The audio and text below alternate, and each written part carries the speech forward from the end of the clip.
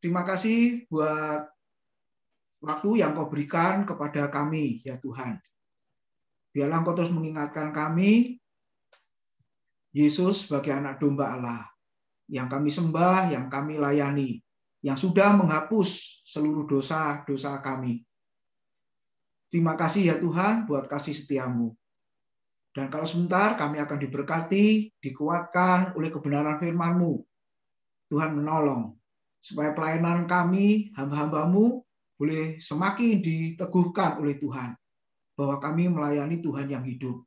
Melayani Tuhan Yesus, anak domba Allah, yang sudah mengasihi kami dengan menyerahkan nyawanya di atas kayu salib. Terima kasih Tuhan. Persiapkan diri kami semua, kami akan sambut kebenaran firman-Mu. Dalam nama Tuhan Yesus. Haleluya. Amin. Ya, selamat malam Bapak Ibu Saudara yang dikasihi oleh Tuhan. Kita boleh bertemu kembali di persekutuan doa malam, ya khususnya kita yang melayani Tuhan, Bapak Ibu, supaya kita boleh disegarkan kembali ya. Kita sama-sama belajar. Kita sama-sama sudah menjadi hamba kebenaran, bukan hamba dosa. Nah, itu yang harus kita ingat. Pelayanan apapun juga yang kita lakukan, saudara-saudara, itu semuanya harus kita kembalikan untuk hormat dan kemuliaan nama Tuhan. Dan merupakan respon kita, saudara, bahwa kita sudah dikasih oleh Tuhan, makanya kita mengasihi Tuhan.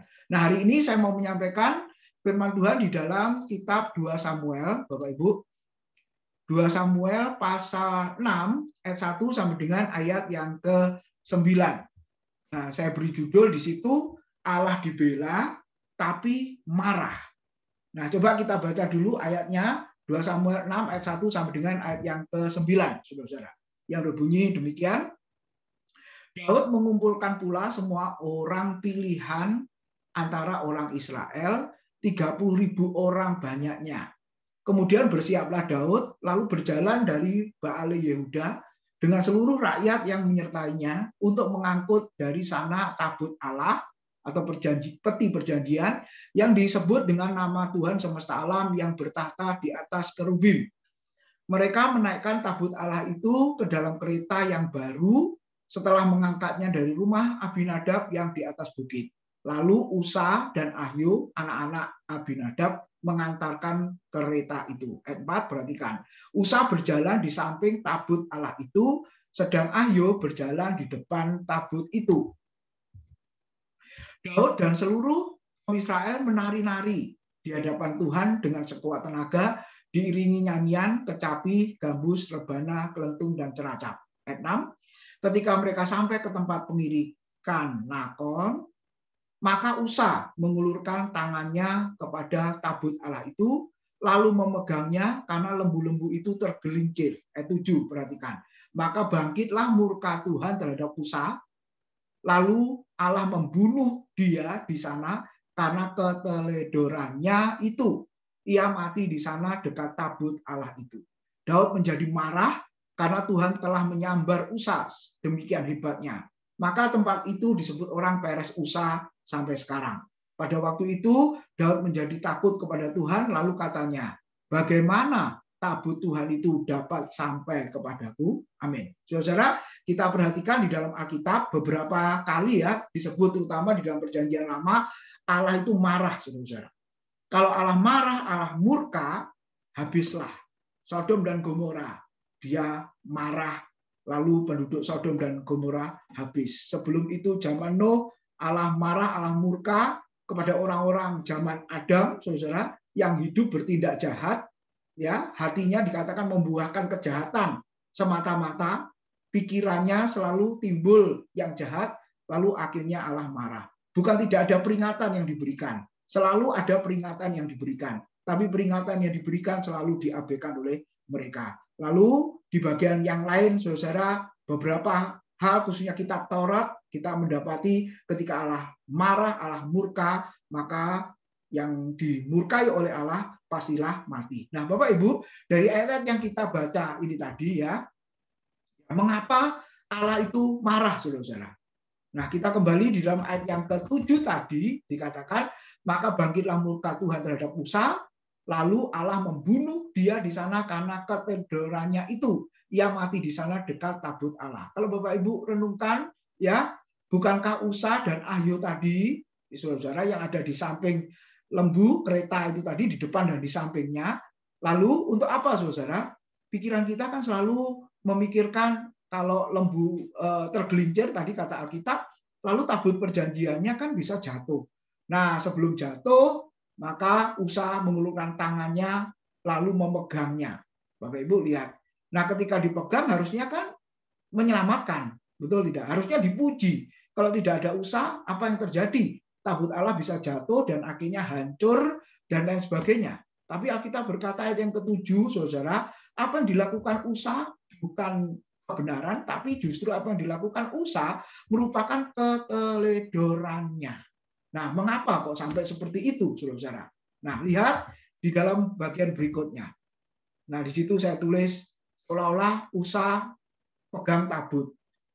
Ya, Usa pertahankan tabut atau peti perjanjian supaya jangan jatuh. Dengan kata lain, Usa membela peti perjanjian atau tabut perjanjian supaya jangan jatuh. Kan begitu, saudara. Nah, pertanyaannya, perlukah Allah dibela? Dan mengapa Allah akhirnya membunuh Usa, saudara? Harusnya Usa berjasa, harusnya dipuji. Kalau tidak ada Usa, nasib dari peti perjanjian pasti jatuh dan mungkin juga hancur, Bapak Ibu Saudara. Nah, tapi kita lihat, saudara, justru bukan Usa berjasa, bukan Usa dipuji, saudara, tapi justru menyebabkan bencana nasional. Nah, ketika Usa mati disambar api Tuhan, Daud juga akhirnya marah dan berkata, bagaimana mungkin peti perjanjian bisa sampai ke kota Daud. Nah, Bapak Ibu, mari kita lihat betapa pentingnya peti perjanjian. Itu gambarnya ya, Bapak Ibu Saudara. Betapa sakralnya peti perjanjian atau tabut perjanjian. Sepanjang kita membaca kitab Taurat, bacaan kita, Bapak Ibu, ya, kita selalu berulang kali ya, kita menemukan alat-alat yang ada di kemah suci, yang ada di tabernakel. Nah, salah satunya adalah peti perjanjian. Kenapa, saudara? Kita lihat mundur ke belakang. Keluaran 25 ayat 10 sampai 22, di situ dikatakan peti perjanjian atau tabut Allah itu merupakan tempat Tuhan bertemu dengan umatnya. Nah, ini saudara, kalau kita perhatikan ya, tempat bertemu dengan umatnya. Tempat Tuhan berfirman kepada umatnya. Luar biasa. Dan yang ketiga, saudara, tabut perjanjian. Tabut Allah, peti perjanjian, itu merupakan tempat kehadiran Tuhan. Nah, Bapak Ibu, kita boleh melihat sebegitu penting sehingga apa yang terjadi, saudara, ketika Usa tadi memegang, langsung Usa disambar api Tuhan dan akhirnya mati. Nah, Bapak Ibu, yang pertama, kenapa kok sampai Tuhan itu marah sedemikian rupa? Nah, ketika Tuhan menyuruh saudara untuk membawa tabut dipindahkan ke kota Daud, maka kita bisa lihat, saudara, dalam bagian ini dia tidak bertanya kepada Tuhan saat mengangkat tabut. Nah, Bapak Ibu, kita lihat kembali di dalam 2 Samuel tadi, pasal yang ke-6, dikatakan ayat 1, ya, Daud mengumpulkan pula semua orang pilihan di antara orang Israel, 30.000 orang banyaknya. Mengumpulkan orang pilihan. Nah, tujuannya apa? Kalau Bapak Ibu lihat di ayat referensinya nanti ya, di 1 Tawarik pasal yang ke-13, nanti kita akan lihat di sana. Nah, tujuannya apa? Oke, sebelum itu Bapak Ibu, coba mundur ke belakang 2 Samuel 5 ayat 17 sampai 19. Saya bacakan ya. 2 Samuel 5 ayat 17 sampai 19 dikatakan, ketika didengar orang Filistin bahwa Daud telah diurapi menjadi raja atas Israel, maka majulah semua orang Filistin untuk menangkap Daud. Tetapi Daud mendengar hal itu, lalu ia pergi ke kubu pertahanan. 18, ketika orang Filistin itu datang dan memencar di lembah Refaim, ayat 19, perhatikan, bertanyalah Daud kepada Tuhan, apakah aku harus maju melawan orang Filistin itu? Akan kau serahkankah mereka ke dalam tanganku? Tuhan menjawab Daud, majulah, sebab aku pasti akan menyerahkan orang Filistin itu ke dalam tanganmu. Bapak Ibu, kita boleh melihat Daud itu selalu bertanya kepada Tuhan sebelum memulai suatu pekerjaan dan selalu bertindak setelah Allah berfirman kepadanya. Ingat di dalam ayat ini dia bertanya, apakah aku harus maju melawan orang Filistin? Lalu Tuhan menjawab, majulah, sebab aku pasti akan menyerahkan orang Filistin itu ke dalam tanganmu. Bapak Ibu lihat di pasal sebelumnya dia bertanya kepada Tuhan untuk mengambil keputusan untuk melangkah, lalu Tuhan menjawab ya, akhirnya dikerjakan. Kalau tidak juga tidak dikerjakan. Tapi kenapa waktu dia mengangkat peti perjanjian, saudara, dia tidak bertanya kepada Tuhan saat mengangkat tabut? Nah, coba kita lihat, saudara, apa artinya? Sebenarnya firman Tuhan sebagai dasar. Benar ya, saudara? Ketika Daud bertanya kepada Tuhan, lalu Tuhan menjawab. Nah, artinya apa? Dia mengutamakan Tuhan, dia mengutamakan suara Tuhan, dia mengutamakan firman Tuhan di dalam hidupnya.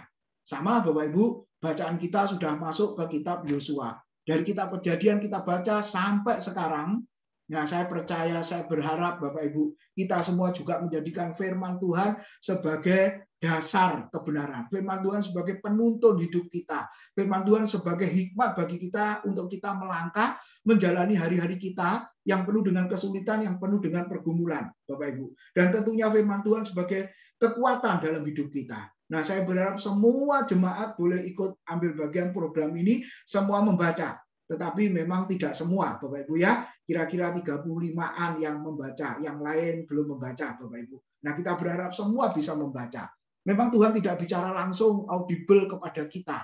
Kenapa perjanjian lama, perjanjian baru sangat jelas? Jawabannya karena Alkitab belum ditulis. Dan kalau Alkitab sudah ditulis, Bapak Ibu Saudara, maka ketika saudara membaca, mempelajari, merenungkan, disitulah Tuhan berbicara kepada kita semua. Nah, inilah merupakan kehidupan yang selalu disesuaikan dengan firman Tuhan. Artinya, firman Tuhan itu menjadi dasar untuk saya dan saudara melakukan segala sesuatu. Standar hidup kita adalah firman Tuhan. Tetapi bagian ini, saudara-saudara, Daud justru tidak melakukannya.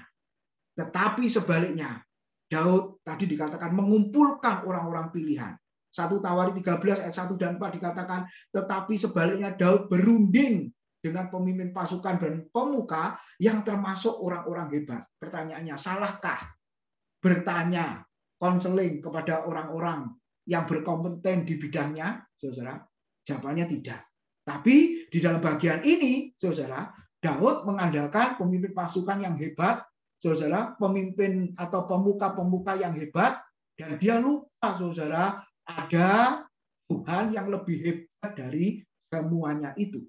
Nah, itulah kelemahan manusia pada umumnya yang selalu mengandalkan manusia yang dinilainya hebat. Ingat Yeremia 17 ayat 5 dan 6 ya. Diberkatilah yang mengandalkan Tuhan, tapi terkutuklah yang mengandalkan manusia. Memang Bapak Ibu, kenyataannya seperti itu ya. Kita kadang-kadang juga lupa ketika mau ambil keputusan, saudara, yang mana yang kita prioritaskan? Tuhan apa yang lain? Sekali lagi tidak salah kepada orang-orang yang mengerti di bidangnya, yang mampu di bidangnya. Tapi jangan lupa firman Tuhan hari ini mengingatkan bahwa yang terutama, yang nomor satu adalah Tuhan dan firman-Nya yang seharusnya kita jadikan dasar kebenaran, penuntun dalam kehidupan kita. Nah, Bapak Ibu, Daud adalah seorang raja ya, 3 kali diurapi menjadi raja di Israel, Yerusalem, dan Hebron. Ayatnya ada di situ. Nah, saudara, kita lihat sekarang yang kedua. Jadi yang pertama, kenapa Tuhan marah? Ya, karena yang pertama Daud tidak bertanya kepada Tuhan, tapi dia berunding dengan pemimpin-pemimpin dan pemuka-pemuka. Lalu yang kedua, Bapak Ibu, cara mengangkat peti perjanjian itu tidak sesuai dengan firman. Kalau Bapak Ibu baca Bilangan pasal 4 ayat 5 dan 6, coba kita baca. Kita Bilangan pasal 4 sudah lewat ya Bapak Ibu. Bilangan pasal 4 ayat 5 dan 6. Di situ dikatakan, kalau perkemahan akan berangkat, haruslah Harun dan anak-anaknya masuk ke dalam untuk menurunkan tabir penudung atau kain penudung dan menudungkannya kepada tabut hukum. Ayat yang ke-6, di atasnya mereka harus meletakkan tutup dari kulit lumba-lumba, dan di atasnya lagi mereka harus membentangkan sehelai kain yang seluruhnya ungu tua. Kemudian mereka harus memasang kayu-kayu pengusung tabut itu. Lihat Bapak Ibu, aturannya ya, ada kayu pengusung. Nah, ini harus diangkat oleh para imam, lalu ditutup dengan kain penudung itu tadi Bapak Ibu, untuk melindungi, maknanya ya, kekudusan Tuhan dari kecemaran di luar, istilahnya begitu. Nah, tapi apakah Allah yang kudus itu bisa tercemar? Tidak, Bapak Ibu. Tapi ini kan benda, ya, simbol kehadiran Tuhan. Jadi artinya dilindungi. Tapi kita lihat di sebelahnya, Bapak Ibu. Nah, ini gambarnya ya. Ini yang terjadi di 2 Samuel pasal yang ke-6. Peti perjanjiannya tidak diangkat oleh para imam, Bapak Ibu, ya, tetapi dinaikkan kereta. Tadi dikatakan ya, kereta dengan kereta yang baru. Nah, dari bagian ini, Bapak Ibu, Daud sudah salah. Apakah Daud tidak mengerti hukum Taurat, saudara? Nah, nanti kita akan lihat. Jadi yang kedua, kenapa Tuhan marah, Tuhan murka, saudara, bahkan ada bencana nasional, ya, pembunuhan di situ. Akhirnya Daud pun juga takut. Bagaimana mungkin membawa tabut Tuhan sampai ke kota Daud? Karena yang kedua, cara mengangkat tabut itu salah, tidak sesuai dengan firman Tuhan. Kalau yang pertama, Daud tidak bertanya kepada Tuhan, meminta petunjuk dari Tuhan, melainkan meminta petunjuk dari orang-orang pemimpin-pemimpin. Dan yang kedua, cara mengangkatnya salah. Nah, Bapak Ibu, kita lihat. Menurut hukum Taurat, maka tabut itu harus ditutupi dengan selembar kain pelindung untuk melindungi. Nah, kekudusan Allah dari segala gangguan dan dibawa dengan kayu pengusung dan diletakkan di bahu orang-orang Lewi. Tabut itu harus dipindahkan ke kota Daud di Yerusalem karena sudah 20 tahun berada di Kiryat Yearim. Pasal yang ke-7 ayat 1 dan 2. Nah, saudara-saudara, mari kita lihat, mari kita renungkan 1 Tawarik 15 ayat 13-15. Ini ayat paralelnya ya, yang berbunyi demikian. Sebab oleh karena pada pertama kali, saudara, kamu tidak hadir. Nah, itu yang dijelaskan di 2 Tawarik Samuel pasal yang ke-6 tadi. Maka Tuhan Allah kita telah menyambar di tengah-tengah kita. Sebab, ini Bapak Ibu lihat, kita tidak meminta petunjuknya seperti yang seharusnya. Nah, ini kasus 2 Samuel pasal 6 ya, saudara-saudara. Yang pertama kali dikatakan, kamu tidak hadir, artinya orang-orang Lewi, para imam, maka Tuhan Allah kita telah menyambar di tengah-tengah kita, sebab kita tidak meminta petunjuknya seperti yang seharusnya. Ayat 14. Jadi, para imam dan orang-orang Lewi menguduskan dirinya untuk mengangkut tabut Tuhan Allah Israel.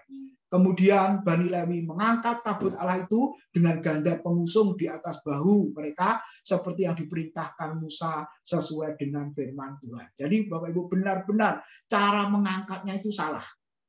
Nah, apa maknanya, saudara-saudara? Alkitab tadi mengatakan mereka mengangkat tabut itu dengan kereta baru. Kalau Bapak Ibu baca pasal-pasal sebelumnya, saudara, lihat ya. Sebelum itu, satu sisi Daud mentaati firman, dalam arti apa, saudara? Memindahkan ya peti perjanjian, tetapi salahnya apa? Ia mengangkatnya dengan menggunakan kereta baru yang tidak pernah diperintahkan Tuhan kepadanya. Nah, ternyata kereta baru itu merupakan budaya kafir dari bangsa Filistin, saudara. Nah, 1 Samuel 6, 7 sampai dengan berikutnya, di situ dijelaskan ketika mereka mengangkat dewa-dewa, Bapak Ibu Saudara ya, patung-patung ya, bangsa Filistin itu menggunakan kereta baru. Dan itu merupakan kebiasaan dari bangsa Filistin, Saudara. Dan itu diperintahkan oleh para imam dan petenung Filistin. Ya, jadi maklum saja, kenapa kok bangsa Filistin waktu itu, nah nanti baca ya Bapak Ibu ketika mundur ke belakang 1 Samuel pasal 6, Tuhan Allah tidak marah, Tuhan Allah tidak murka. Tuhan Allah tidak membunuh. Bahkan disandingkan dengan dewa-dewa, Bapak Ibu Saudara, patung-patung berhala. Nah, jawabannya karena memang bangsa Filistin kan tidak tahu, Bapak Ibu ya. Tidak tahu cara mengangkut tabut seperti apa. Nah, karena mereka berpikir sama, kami punya dewa, kami punya berhala, orang Israel juga sama, punya dewa, punya berhala yang namanya peti perjanjian. Jadi dianggap sama saja. Nah, makanya Tuhan tidak menghukum kan. Kenapa? Kalau kita telusuri sepanjang Alkitab, Tuhan menghukum itu berdasarkan apa? Kemahatauannya atau ketidaktahuan dari orang yang bersangkutan. Jadi bobot hukumannya berdasarkan apa? Ketidaktahuannya atau pemahamannya dia sampai seberapa, Bapak Ibu Saudara. Nah, tidak mungkin orang yang tidak tahu sama sekali lalu dihukum dengan orang yang sudah tahu bobotnya sama. Tidak mungkin. Nah, demikian juga Bapak Ibu. Ternyata kereta baru itu merupakan kebiasaan dari budaya kekafiran.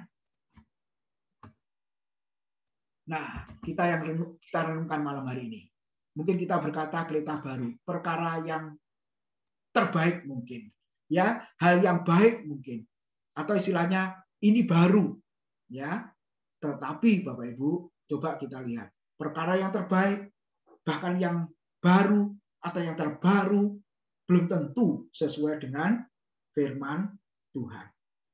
Nah, kadang-kadang kita berpikir kita yang terbaik berikan untuk Tuhan. Ini yang terbaru kita persembahkan bagi Tuhan. Tapi pertanyaannya, apakah semuanya itu Bapak Ibu berkenan di hadapan Tuhan? Ternyata belum tentu. Ini contohnya, ya. Perkara yang terbaik, terbaru, ternyata belum tentu sesuai dengan firman Tuhan. Justru yang terjadi apa, saudara? Budaya kekafiranlah yang memasuki gereja dan pelayanan pekerjaan Tuhan yang kita lakukan. Saudara, di Facebook ada tulisan yang berkata seperti ini. Panggung gereja sudah seperti apa? Panggung dunia. Tidak ada bedanya, saudara-saudara. Ya, tidak ada bedanya. Apalagi ini sudah online, jadi mau tidak mau mempersiapkan yang terbaik dari pencahayaan, dari lampunya, dari musiknya, dari suara, saudara-saudara ya, soundnya, dan lain sebagainya. Berlomba-lomba, saudara, beri yang terbaik dengan harga yang sangat spektakuler, dengan harga yang sangat mahal. Lalu kalau ditanya, kenapa kau lakukan itu? Ya, ini kan yang terbaik, yang terbaru, keluaran baru, kita persembahkan bagi Tuhan. Tapi Bapak Ibu, hari ini firman Tuhan mengingatkan kita semua, belum tentu yang terbaik, belum tentu yang terbaru itu berkenan di hadapan Tuhan. Kenapa, saudara? Justru ini yang menjadi bahaya. Budaya kekafiranlah, keduniawianlah yang sudah memasuki gereja dan pelayanan pekerjaan Tuhan. Sehingga bukan Tuhan yang dipuji dan dipermuliakan, saudara. Tapi orang-orang di sana itulah akhirnya diagungkan. Orang-orang itulah yang dipuji, pemimpin-pemimpin yang ada di depan itulah yang diagungkan. Saya sudah jelaskan di Kebaktian Pemuda, Lukas pasal yang keempat, Bapak Ibu. Ketika Yesus selesai membaca kitab Yesaya, dia tutup. Setelah dia tutup, dia mau duduk ke tempat duduk di dalam rumah ibadat itu. Apa yang terjadi? Ketika Yesus membacakan kitab Yesaya, semua mata di dalam rumah ibadat itu tertuju kepada Yesus. Artinya apa, saudara? Ketika hamba Tuhan berkhotbah, semua mata tertuju kepada siapa? Bukankah seringkali berkata, pengkhotbahnya hebat, pembicaranya luar biasa, cara penyampaiannya luar biasa, baik, bahkan tanda petik, lucu, dan lain sebagainya. Pemain musiknya bagus, alat musiknya mahal, suaranya enak didengar. Saudara, perhatikan. Ya, bukankah itu dunia memuji dan menyanjung hal-hal yang seperti itu? Tapi pernahkah kita merenungkan, pernahkah kita memikirkan, saudara-saudara, ketika siapapun yang melayani, maka jemaat harus mengatakan, kami melihat Kristus ketika firman Tuhan diberitakan. Kami menemukan Kristus ketika hamba-hamba Tuhan itu melayani. Entah itu tim musik, entah itu tim pujian, entah itu pengkhotbah, apapun yang ada di panggung, singer dan lain sebagainya. Kami menemukan Kristus. Kami mengalami Kristus. Seperti Lukas pasal 4. Mata seluruh jemaat tertuju pada Yesus. Jadi Bapak Ibu, kalau manusia yang dipuji, alat-alat musik yang dipuji, suara-suara kita yang dipuji, hati-hati Bapak Ibu. Jangan-jangan kita seperti orang Israel yang mengangkut tabut peti perjanjian dengan kereta yang baru. Makanya Tuhan marah, Tuhan tidak berkenan. Jadi Bapak Ibu, lihatlah bagian yang kedua. Lalu yang ketiga, saudara-saudara, kenapa Tuhan marah? Usa sama Ahyo, 1 Samuel pasal 7 ayat 1, bukan keturunan iman. Nah, tadi kita melihat di dalam 1 Tawarik, Bapak Ibu, justru yang boleh mengangkat tabut perjanjian itu adalah para imam keturunan Lewi. Tapi Usa dan Ahyo, kata Alkitab tadi, saudara, memang tidak mengangkut, ya. Harusnya mengawal juga orang Lewi, Bapak Ibu, keturunan imam. Tapi Usa dan Ahyo ada di depan dan ada di sampingnya. Lihat, siapa kedua orang ini, saudara? Alkitab mereka adalah anak-anak Abinadab. Seharusnya yang menjaga tabut Tuhan itu adalah Eliezer. Nah, ini salah satu imam karena sudah dikuduskan untuk tugas tersebut. Tetapi Usa dan Ahio bukan siapa-siapa. Bukan imam, bukan orang Lewi. Mereka adalah anak-anak Abinadab. Ini yang menyebabkan Tuhan marah, Tuhan murka, saudara-saudara. Usa adalah orang yang tidak dipisahkan untuk tugas khusus dalam pelayanan. Kalau kita baca dalam kitab Imamat yang namanya pemisahan, saudara, ya, penyucian itu harus benar-benar dibedakan, suci dan tidak suci, suci dan najis. Nah, itu dibedakan, saudara, dikontraskan sedemikian rupa. Makanya kita baca di kitab Imamat, mungkin ada yang berkata capek, bosan, ya. Di situ penekanan pentingnya apa? Kudusnya para imam, kudusnya pernikahan, kudusnya apa? Korban persembahan, kudusnya kehidupan umat Tuhan dan lain sebagainya. Kenapa, saudara? Karena Tuhan mau melihat, Tuhan mau memisahkan yang kudus dan yang cemar, yang kudus dan yang najis. Tentu yang najis tidak bisa menghampiri Allah yang kudus. Yang berdosa tidak bisa mendatangi Tuhan yang kudus. Makanya aturan-aturan dalam PL sangat ketat. Tapi puji Tuhan, Bapak Ibu, di surat Efesus kemarin saya sudah jelaskan, kita mengalami kekudusan dari Tuhan secara status. Saya dan saudara malam hari ini dilihat Tuhan adalah orang-orang yang kudus. Dan yang kedua, saya dan saudara harus berusaha, bertanggung jawab untuk menguduskan hidup kita. Hati, pikiran, seluruh aspek hidup kita, kita harus menguduskan. Karena perintah kita, kuduslah kamu, sebab aku Tuhan Allahmu adalah kudus. Berbahagialah orang yang kudus, yang suci hatinya, karena dia akan melihat Allah. Ibrani 12 berkata, dan kejarlah kekudusan, sebab tanpa kekudusan tidak mungkin seorang pun bisa melihat Allah. Jadi Bapak Ibu, lihatlah di dalam bagian ini, usaha mengulurkan tangannya yang najis itu dan memegang tabut Allah yang suci, sehingga Allah murka kepadanya. Bapak Ibu, pelayanan yang Tuhan berikan kepada kita semua, dipercayakan kepada kita, apapun bentuk pelayanan itu adalah perkara yang kudus.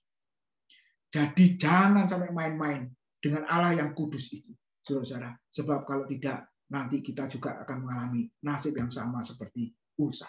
Saudara, tangan manusia berdosa tidak bisa memegang kekudusan Tuhan. Tangan manusia berdosa tidak perlu membela kehormatan dan kemuliaan Allah, saudara-saudara. Dan biarlah pelayanan kita sesuai dengan panggilan dan pilihan Allah, serta dengan pengertian yang benar. Bapak Ibu, doa Paulus di Kolose pasal 1 ayat 9 dan 10, ayat-ayat yang terakhir, dan Roma pasal 10 ayat yang kedua. Coba kita lihat Kolose 1 ayat yang ke-9 dan ke-10, Bapak Ibu. Lalu Roma 10 ayat yang kedua. Kolose 1 ayat 9 dan 10 dikatakan, sebab itu sejak waktu kami mendengarnya, kami tiada berhenti-henti berdoa untuk kamu. Kami meminta supaya kamu menerima segala hikmat dan pengertian yang benar untuk mengetahui kehendak Tuhan dengan sempurna, sehingga hidupmu layak di hadapannya, serta berkenan kepadanya dalam segala hal, dan kamu memberi buah dalam segala pekerjaan yang baik, dan bertumbuh dalam pengetahuan yang benar tentang Allah. Roma 10 ayat yang kedua, Bapak Ibu. Di situ dikatakan Roma pasal 10 ayat yang kedua dikatakan, sebab aku, Paulus, dapat memberi kesaksian tentang mereka bahwa mereka sungguh-sungguh giat untuk Allah, tetapi tanpa pengertian yang benar. Jadi Bapak Ibu, kita boleh melihat melayani it's okay. Melayani harus, Bapak Ibu, dengan sekuat tenaga, iya. Seperti Tuhan berkata, kasih Tuhan Allahmu, layani Tuhan Allahmu dengan segenap hatimu, pikiranmu, perasaanmu, dan akal budimu. Tapi yang terpenting bukan hanya itu. Yang terpenting apa? Kita boleh minta hikmat dari Tuhan, minta pengertian yang benar, supaya ketika kita melayani Tuhan, kita berkenan di hadapan Tuhan. Kiranya Tuhan memberkati kita semua. Mari kita masuk di dalam doa bersyukur atas firman Tuhan hari ini. Terima kasih buat kebenaran firman-Mu yang mengingatkan kami akan panggilan kami sebagai hamba-hamba-Mu, sebagai pelayan-pelayan-Mu, yang malam hari ini Tuhan, kami boleh berkumpul bersama di dalam ibadah doa malam.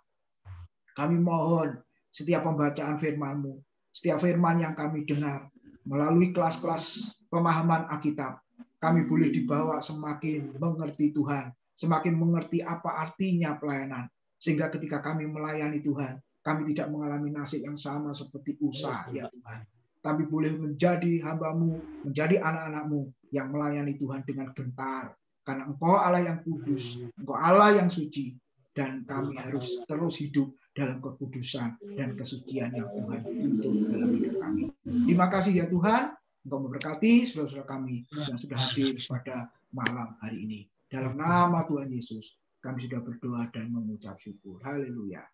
Amin. Saya serahkan